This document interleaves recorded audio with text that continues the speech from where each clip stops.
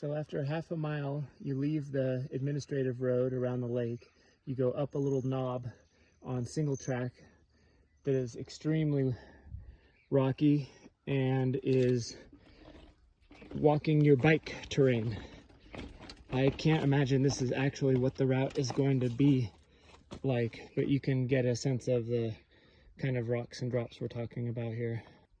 After that little rocky hump, after half mile into the race, you get onto some smooth single track that appears to follow the course of the lake around. So 1 mile into the race, you leave the pretty single track along the lake.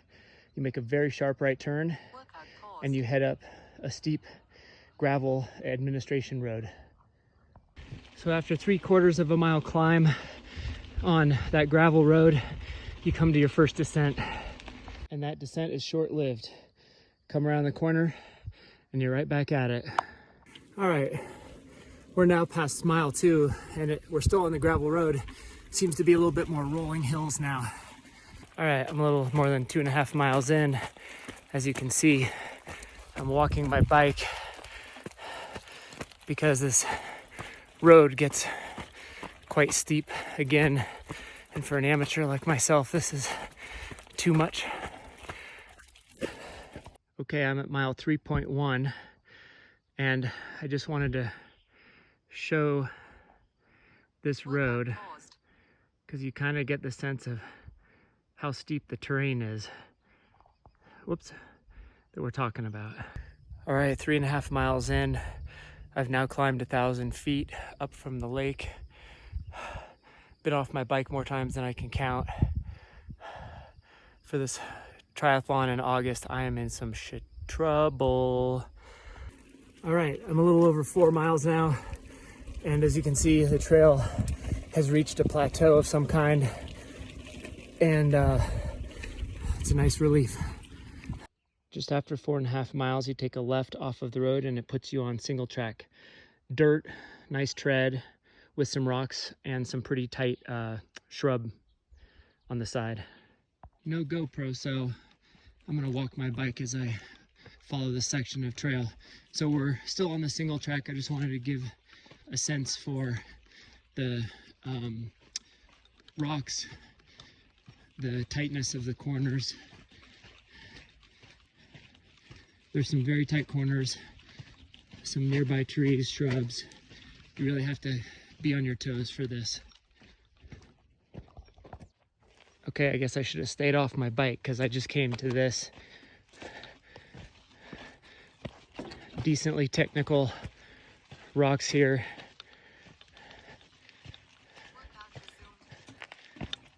Yeah, workout resumed. You get a sense of the kind of rock garden that you're headed into up here. It's tough. So I'm at about mile 5.5 now. So I think that was about a mile of rock garden kind of riding. And now we're back into this fairly smooth dirt track, which is a relief for me. 7 3/4 mile in, and you leave the plateau after some really fun, windy dirt trail. And then you start, I think you start the descent, and it immediately starts off with some rocky terrain, some fairly tight single track, some back off the bike, not too much further down the trail. I assume they'll clear this log before the race, but this gives you a sense of the type of terrain we're talking about. Some drops, some rocks, some tight turns. Sorry, my videography is terrible. Yeah, I'm effed. Okay, looks like a nice view of the lake up here. You'll also notice what kind of exposure we've got here on this trail. Definitely want to take your time. Pick your passes wisely. I think on the plateau is your best chance where it's open on the mud trail, and of course on the uphill on the road, at least so far. 8.2 miles in. Damn, man. Okay, so I'm at hold on. I'm at mile 9. It's been some very loopy, tight single track. I'm thinking a lot of people will say super fun single track. Not me. I would say it's nerve-wracking. Anyway, I just came to this. This is kind of a classic obstruction. It seems like it's like everything is going along pretty smoothly, and then you come up with a bit of a rock garden that you really have to be ready for. Also some trees that lean into the trail at really inopportune times. All right, I'm at mile 9.3, just coming, I think they call it some connector trail.